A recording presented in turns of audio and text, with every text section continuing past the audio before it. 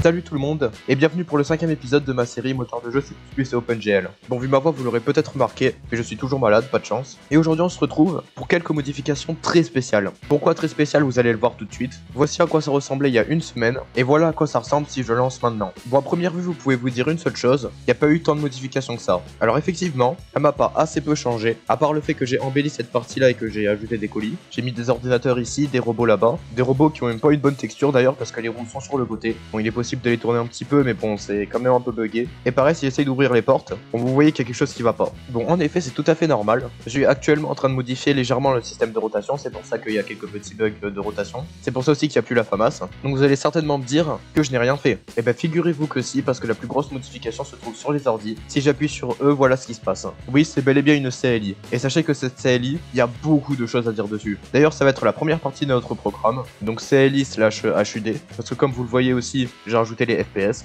J'ai effectivement amélioré le HUD. Ensuite, on verra un petit peu de physique. Bon, pas très compliqué cette fois-ci, vous inquiétez pas. Puis un peu de mapping. Pareil, très simple. Donc c'est parti. Donc on va commencer par la partie la plus longue et aussi la plus intéressante, les améliorations du HUD. Bon, dans la map, j'ai mis ici des ordinateurs pour faire plus réaliste. Et si j'appuie sur eux, une CLI s'ouvre. Bon, c'est pas parfait, il y a quelques petits bugs, mais cette CLI a un très grand background. Bon, vous pouvez écrire du texte, heureusement. Si je tape help, vous avez quelques commandes, pour rien de bien compliqué. En sachant que la CLI est implémentée dans test.cpp et test.h, parce que oui, ce n'est qu'un test pour tester le texte sur le HUD, que je vous avais dit au dernier épisode que ça allait être compliqué à faire. Bon, bah au final, j'ai réussi, avec des techniques vraiment frauduleuses. Donc je vais vous montrer ça, sur comment j'ai fait. Bon, sachez qu'en C++, si vous voulez afficher du texte sur l'écran, et ben bonne chance. Comme c'est très bas niveau, c'est compliqué. Donc vous avez plusieurs choix. Sur lequel je voulais opter au début, c'était l'utilisation de la bibliothèque FreeType, donc qui permet en gros de générer du texte en C++.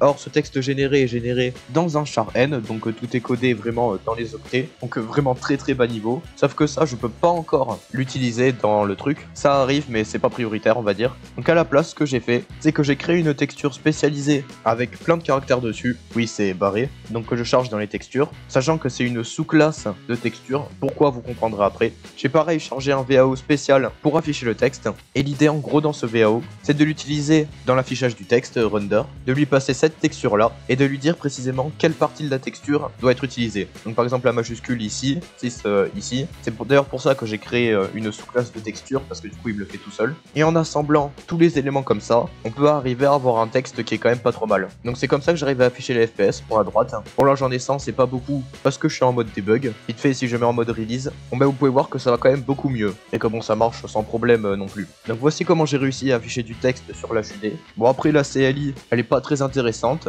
dans le sens où bon c'est juste du test, pour pouvoir afficher du texte. Bon j'ai quand même créé un fichier spécial pour la CLI, donc en .cli, je sais pas si ça existe comme extension mais bon. Et bon ça contient 2-3 trucs sympathiques pour l'utiliser. Bon je pourrais m'arrêter là-dessus, mais il y a quand même un détail qui fait que cette CLI est certainement le truc le plus important que j'ai fait pour l'instant. C'est que même si au moment où vous voyez ça, c'est les vacances, pour moi je suis en zone C, et ben pour un exposé en cours, un exposé de philosophie pour être précis, j'ai eu recours à la CLI. Oui, je suis bel et bien allé au tableau en affichant ma grosse CLI devant tout le monde. Donc voici une petite photo de ce qu'il y avait écrit dessus, c'était un exposé sur Freud, le livre Avenir d'une illusion. Et j'ai eu un petit bug d'ailleurs, parce que en effet dans le fichier, c'était écrit 0.04, sauf que sur l'ordi du prof, il a pas voulu me faire la conversion, donc j'ai dû changer le point par une virgule, je sais pas pourquoi d'ailleurs. Bon, ce bug est réglé maintenant. Et d'ailleurs, tant que j'y suis, j'aimerais aussi vous dire que j'ai rajouté quelques fonctions, on va dire système, donc des fonctions pas fun du tout, mais qui offrent une meilleure fonctionnalité. Donc par exemple, load from config file, parce que du coup maintenant il y a un config file, il contient quelques données sur le jeu, donc la taille de l'écran, le chemin des assets,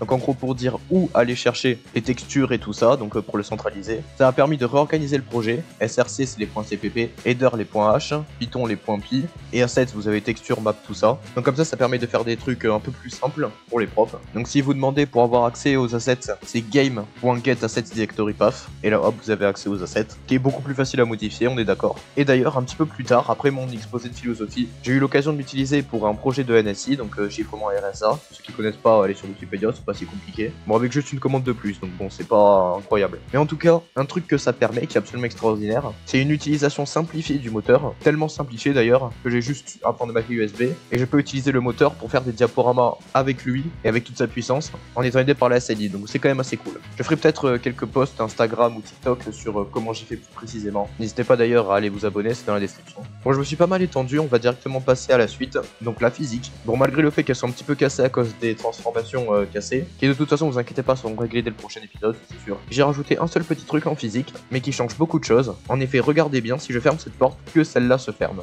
Et si je vise n'importe où autre, et ben bon là ça ferme parce qu'il y a un problème de transformation. Mais en général, ça ne ferme pas, sauf si je la vise. En effet, j'ai rajouté un petit système, bon très simple, un système de recast. Donc bon, le recast qui est un truc très utilisé dans le jeu vidéo. N'hésitez pas à aller faire un tour sur Wikipédia si vous voulez savoir précisément ce que c'est. Il permet du coup de savoir précisément ce qu'il y a devant moi. Donc je vais quand même vous expliquer vite fait ce que c'est si vous avez la flemme d'aller sur Wikipédia. En gros, vous prenez un point, vous prenez une direction et vous regardez tout ce qu'il y a à cet endroit. Donc ce qui permet que quand je pointe un truc, c'est lui avec lequel j'interagis. Donc par exemple, si je pointe ici, rien. Par contre, si je pointe l'ordi, hop, là c'est elle, il s'ouvre. Pareil pour les portes, hop, là ça s'ouvre, là ça se ferme. Tout le contraire, je sais pas d'ailleurs. Et donc ça permet de savoir plus précisément ce qu'il y a devant soi. Bon, pour cela, j'avais utilisé la map physique 3D que je vous avais présentée dans le dernier épisode pour les collisions. Et bon, pour l'instant, ça ne marche qu'en 2D, donc sur un seul plan de la map 3D. Bon, pareil, ça sera réglé bientôt. Mais là, je voulais juste déjà un recast qui fonctionne, ça aurait déjà été pas mal. Donc bon, c'est bien. Bon, pas grand chose à dire de plus sur la physique. Donc on va passer à la prochaine partie, le mapping. Bon, comme vous pouvez le voir, j'ai pas beaucoup changé la map en vrai. J'ai rajouté quelques colis ici. J'ai un petit peu amélioré la partie du staff quand même, parce que là, c'était vraiment nul. Et j'ai aussi fait un truc quand même pas mal. J'ai simplifié les maps. Donc bon, si je vais dans ma map entrepôt, bon, il y a toujours tout ça là, tous ces trucs moches. Sauf que si vous vous souvenez, j'avais expliqué le système de lettres dans le dernier épisode. Avec la lettre W, et ben j'en ai créé une nouvelle, P. Toute la partie désignée avec la lettre P va être ignorée. Donc ça, tout ça là, tout ça, ça va être ignoré. Donc vous allez me dire, mais comment la map est donc chargée? Grâce à une nouvelle lettre C qui va charger les collections. Pareil, j'avais expliqué ce que c'est les collections dans le dernier épisode. J'ai aussi rajouté des commentaires pour les collections. Donc ça va pas être lu et ça permet de mieux savoir ce qu'on fait. Donc là, c'est les murs du premier étage. Là, les murs de la partie du staff.